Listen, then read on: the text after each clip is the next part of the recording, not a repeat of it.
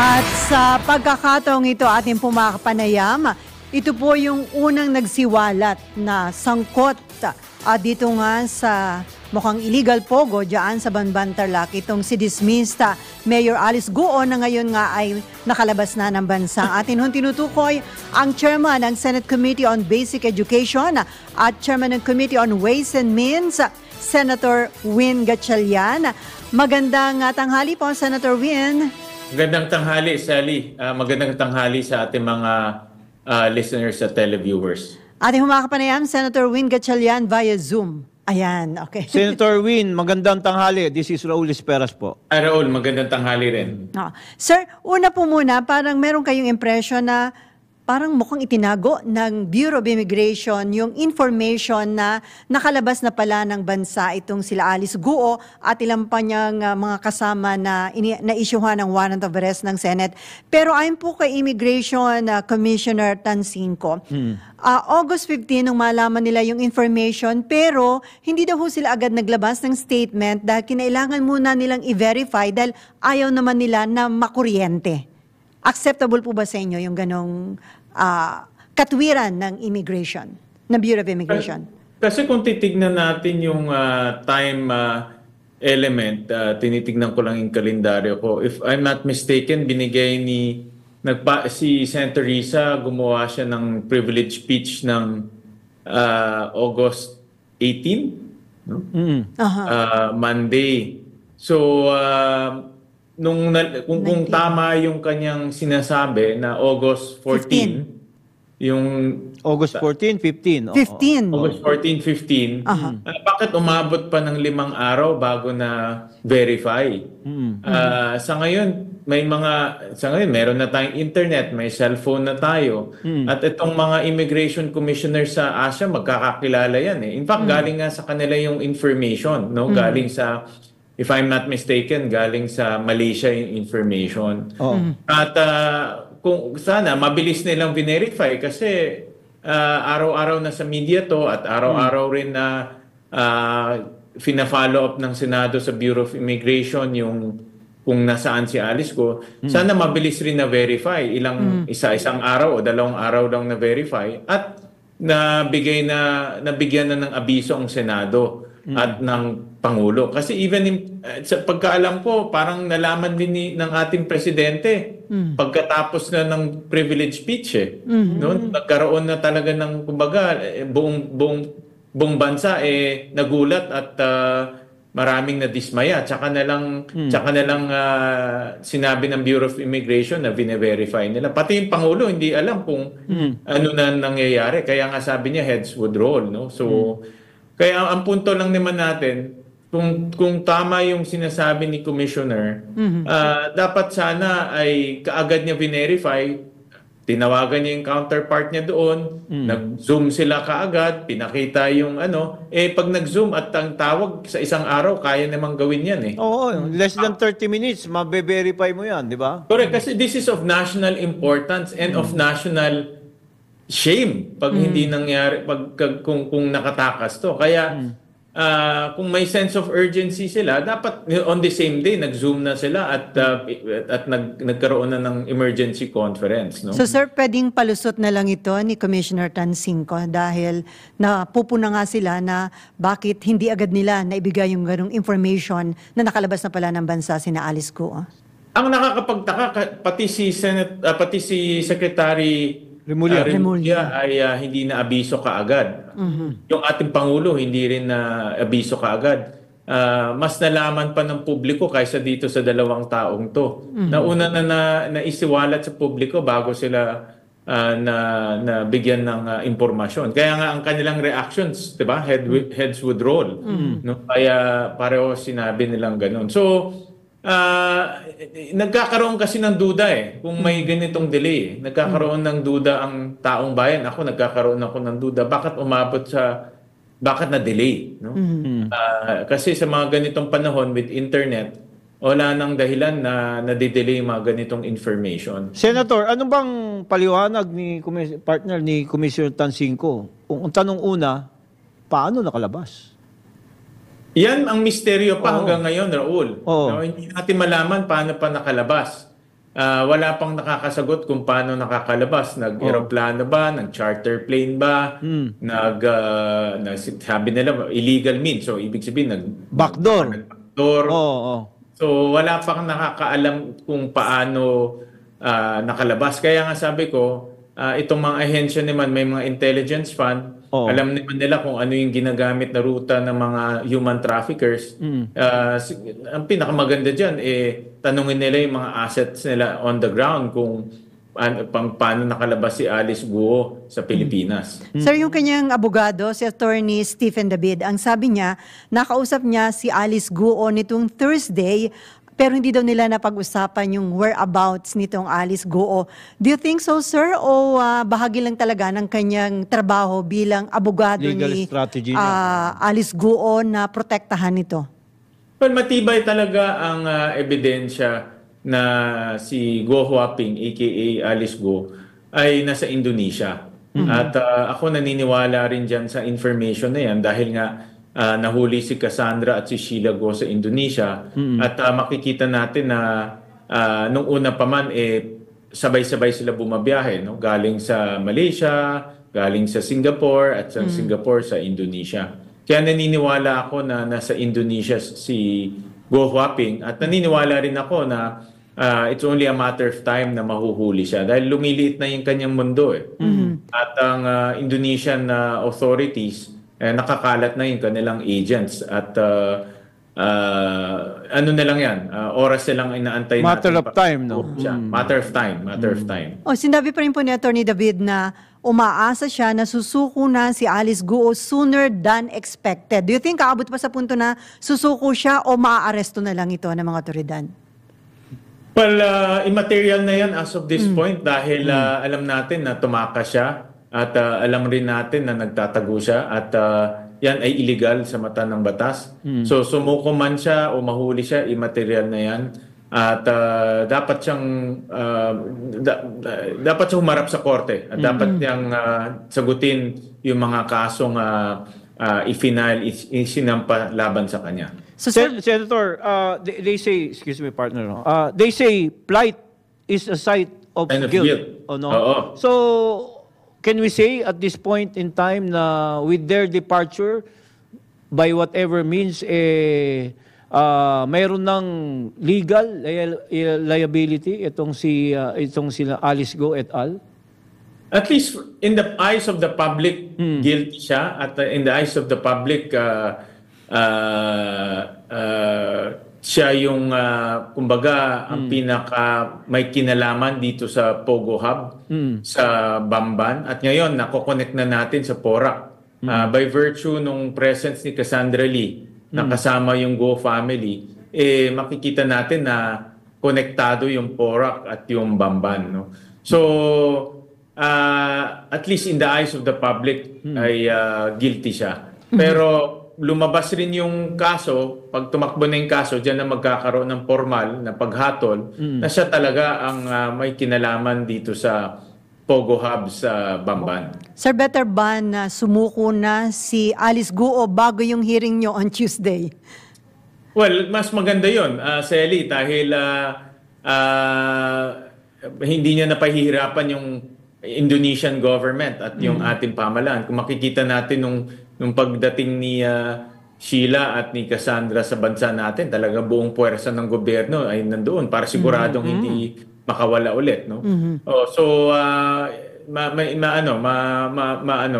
makakatipid tayo ng oras at ng panahon kung siya ay surrender. Sa hearing nyo sa Tuesday, Senator Win, I'm sure tatanungin nyo itong dalawa, itong si Sheila Guo at saka si Cassandra Lee.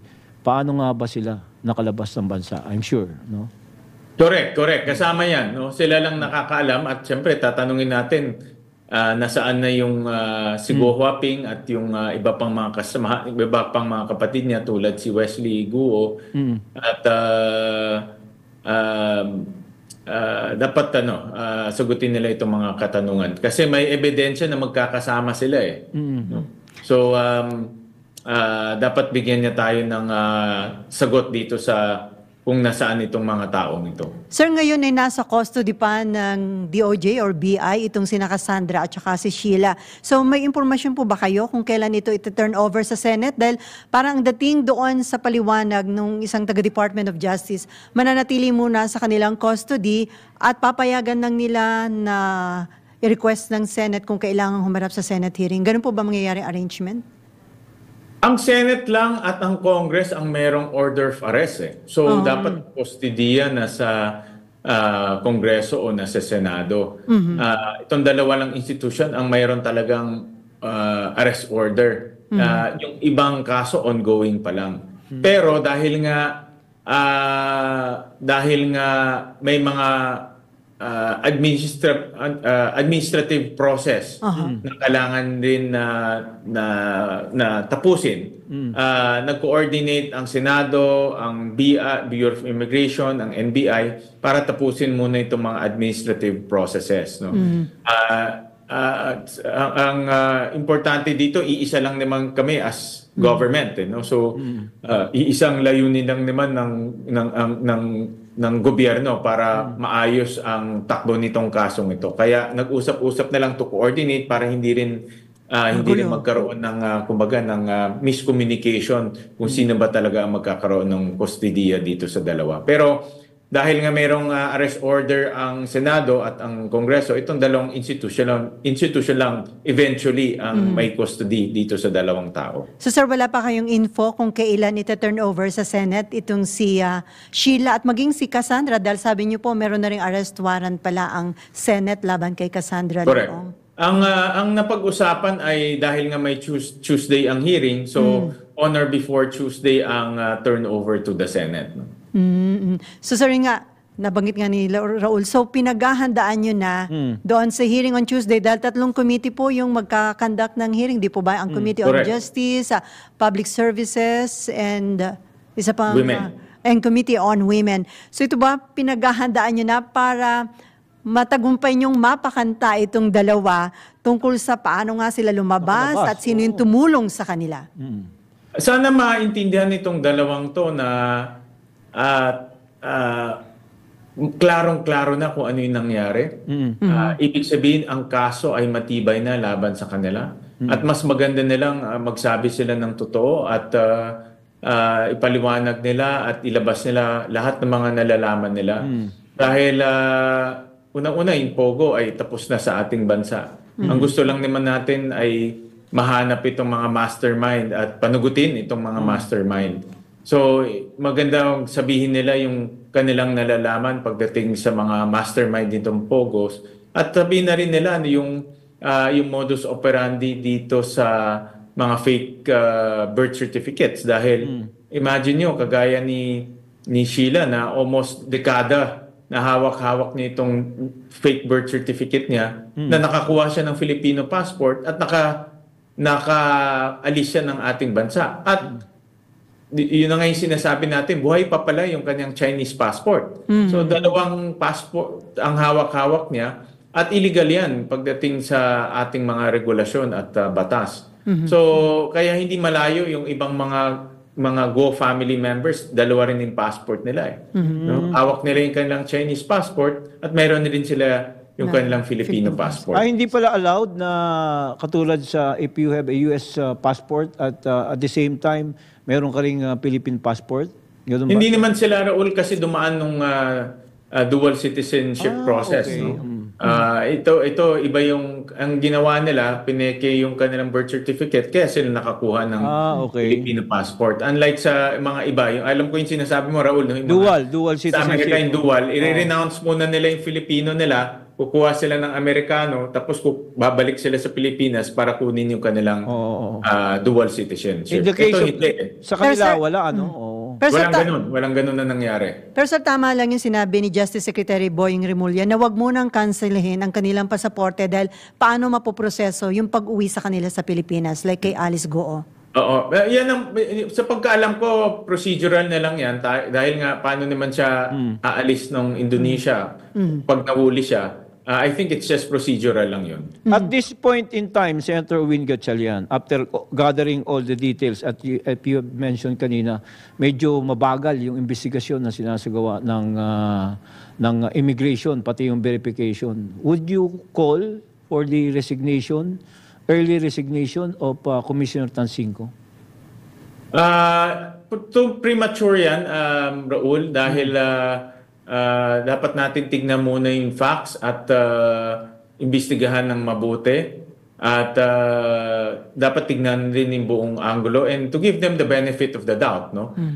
Dahil at the end of the day, enforcement agency sila at kumbaga mas alam nila yung nangyayari on the ground. No? So, masyado maaga pa para sabihin yung ganyan. So sir, on Tuesday, you will try your best na mapakanta itong sina Sheila at Cassandra. Hindi lang po sino yung mastermind, kung hindi sino po yung kanilang mga protector? Marami na kasing Sally, kumbaga marami nang naging angulo. Unang-una, paano sila nakalabas? No? Sino tumulong sa kanilang pabas? Yan ba ay may tulong ng mga kawani ng gobyerno? O saan silang dumaan? Kahit na dumaan sila sa likod, sino tumulong sa kanila? Pangalawa, yung kanilang birth certificate. Paano nila nakuha yung illegal na birth certificate nila? Sino yung kausap nila? Mayroon bang sindikato silang nalalaman? Pangatlo, si Sheila ay corporate secretary ng mga korporasyon ng mga Go. Ang corporate secretary, mataas na opisyales yan ng isang kumpanya. So, ano ba nalalaman niya dito sa mga kumpanyang ito? At sino yung mga nasa likod ng mga kumpanyang ito? So, ito yung mga ganitong mga tanong ang nakikita naming dapat itanong para makuha natin yung buong larawan, yung buong picture nitong Pogo Hub. At yun na nga, no? Ang objective natin dito ay panugutin yung mga taong nasa likod. Pero sir, meron ba kayong mga natatanggap na mga initial information na gusto nyo na lang na ma-verify tungkol doon sa sino ba yung tumulong, sino yung mastermind, sino yung mga protector? May mga ilan na ho kayong hawak na impormasyon tungkol dito? Meron, Sally, may mga nagte-text at meron rin kaming nakausap. Of course, ito kasi lahat unverified, no? So mahirap rin gamitin at pero meron din kaming mga ganyan nakukuha. At ngayon po may sinasabi ang PAOK na talagang criminal syndicate ang nagpapatakbo doon daw ho sa mga ni-raid na Banban, Tarlac at Porac, Pampanga na mga Pogo. Criminal Tama. syndicate. Yeah, sigurado tayo dyan. At ang tanong, kasali ba si Go Huaping at ang kanyang pamilya dyan sa criminal syndicate? Sa akin palagay, kasali siya eh. No? So, sindikato to. So, ibig sabihin, hindi lang isang tao o dalawa. No? Pwede mas maraming tao at tingin ko kasali siya. Dahil kung hindi naman siya kasali, unang-una, hindi siya aalis ng ganyan na biglaan magtatago. At pangalawa, makikita natin sa papeles yung kanyang papel, no? Na ginampanan para mabuo to. Kung walang Go Huaping, hindi mabubuo to eh. Ganun kasimple lang, no? So siya talaga ang nagbigay daan para mabuo lahat to. So di ba doon sa initial info, lumabas sila Alice patungo ng Sabah, Malaysia, and then from there pumunta ng Singapore, doon niya minit yung kanyang magulang. So lumalabas ba na Barko ang sinakyan? Yun ang hindi pa alam. So Yun ang hindi alam eh. Kasi parang doon sa mga reports na nakita ko, galing siyang Indonesia, Denpasar. Denpasar is Bali. Bali yan. Denpasar, So ang tanong ngayon, paano siya nakapunta sa Denpasar galing ng Pilipinas? Manila, Baka may possibility rin na mas maaga pa siyang umalis. Diba? Kasi from Denpasar to Malaysia, it's July 18. Pero hindi natin alam, baka mas maaga pa ang pag-alis niya sa Pilipinas. Dahil yung huling hearing natin, May 22 eh. Nandiyan pa siya eh, nung huling hearing. So from May 22 to July 18, nasaan siya? No? pero sir, So, meron bang may info ba na may tumutulong sa kanya from Singapore? Naalala ko, di ba, doon may nahuli na mga Singaporean involved sa friend, money laundering. Correct.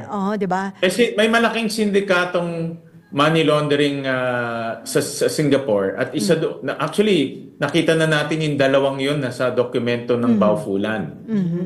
At doon nga sa mga nag-book ng hotel sa Indonesia, sangkot rin dito sa money laundering activity, no? So makikita mo na nagtutulungan sila sa isa't isa, eh, no? Hindi lang sila magkanegosyo, tinutulungan nila itong Go family na makatakas. Ganyan talagang operation nitong mga money launderers at transnational criminals, no? Hindi lang sila sa Pilipinas. Kaya nga pag tinignan namin isa-isa yung flight details ng Go family, talagang kagaya ng tatay niya, halos every week lumilipad sa iba't ibang parte ng Asia at even China, no? So makikita natin na talagang very active sila dito sa mga ganitong aktibidad. Meron ba kayong, Senator Gatchalian, meron kayong pwedeng ipahayag na mensahe kay dating Bamban Mayor Alice Goo? Sumuko ka na.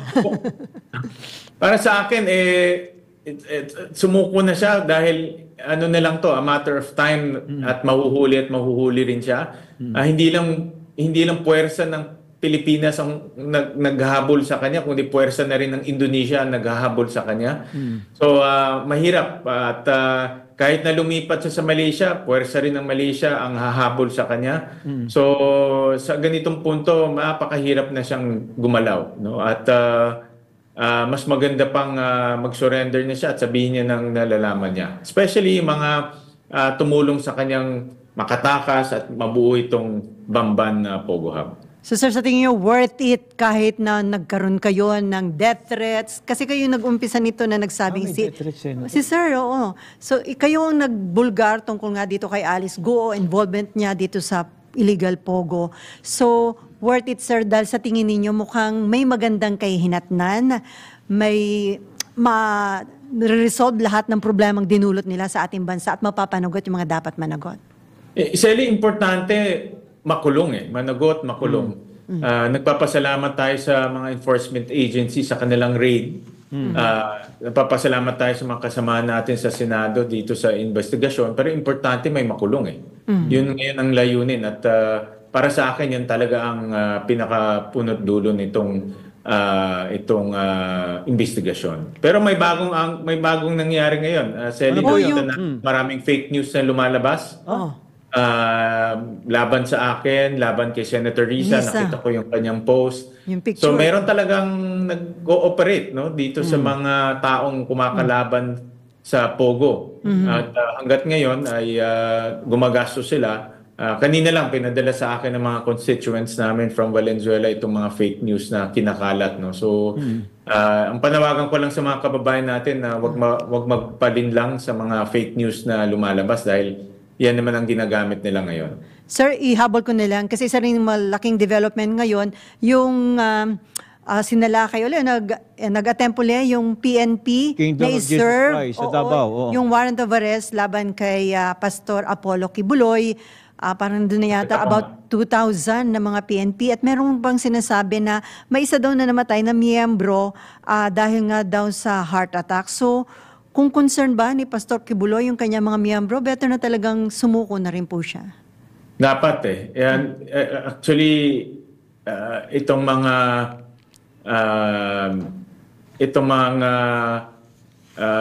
ganitong pangyayari, no? Yung may namatay, may iwasan natin yan kung susunod tayo sa proseso.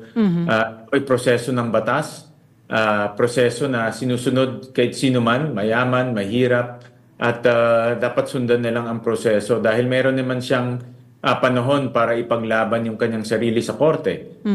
Una sinasabi niya, wag nang pumunta ng Senado dahil parang wala namang pupuntahan yun o na-prejudge na siya. Pero ito, korte na ito ang nag-issue ng warrant of arrest. Hindi na ito Senado. Formal ng korte ito na magkakaroon siya ng pagkakataon na nasagutin yung mga paratang sa kanya at wag nating sumunod na lang sa proseso dahil maraming masasaktan kung ganyan ang mangyayari. At sana wag itong humantong sa pagtaas ng emotion, tension at magkagulo pa, di ba? Sumuko na lang. Sumuko na lang dahil like you said, no, korte na ito Diba? Yan naman sinasabi ng maraming akusado na bigyan sila pagkakataon managot sa korte at ito na 'yon, no? At ito na yung pagkakataon nila na sumagot at ipaliwanag nila ng formal yung kanilang kanilang mga sarili. Sir, maraming salamat sa oras at kami po ay Thank you, saludo sa Senator inyo Win. dahil talagang hindi nyo tinantanan itong issue nga sa Pogo at dito laban kina dismiss Mayor Alice Goo. Thank you, sir. Maraming salamat, Sally, Raul. Thank you.